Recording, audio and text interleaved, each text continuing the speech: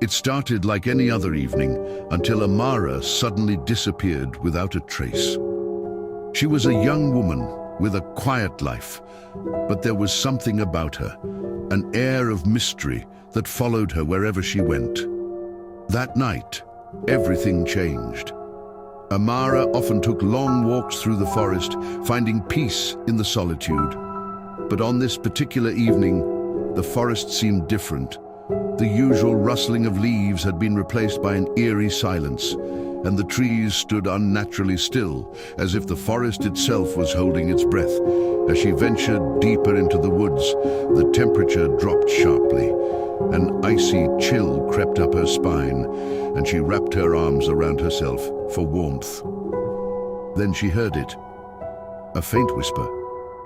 At first, it was barely noticeable, almost like a breeze passing through the trees, but soon it became clearer, more insistent, as if it was calling her name.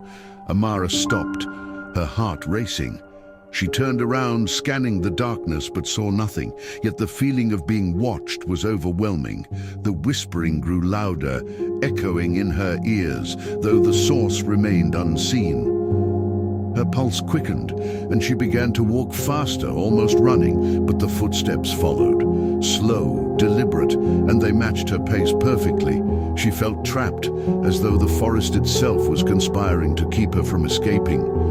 The path seemed endless, twisting and turning in ways it never had before. Fear gnawed at her, but she couldn't stop. She had to keep moving. Then, just as she thought she might escape, she entered a clearing she didn't recognize. In the middle of the clearing stood a figure, a woman, her back turned with long black hair cascading down, covering her face. Amara froze, her breath caught in her throat. The woman slowly turned, but her face remained hidden beneath her hair.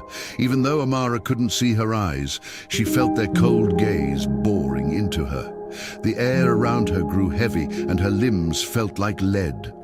The whispering stopped, replaced by a deafening silence. The woman raised her hand, pointing directly at Amara, and in that moment, she felt a force pulling her forward. She tried to scream, but no sound came out. Her body was paralyzed, and before she knew it, she was being dragged toward the figure, into the darkness.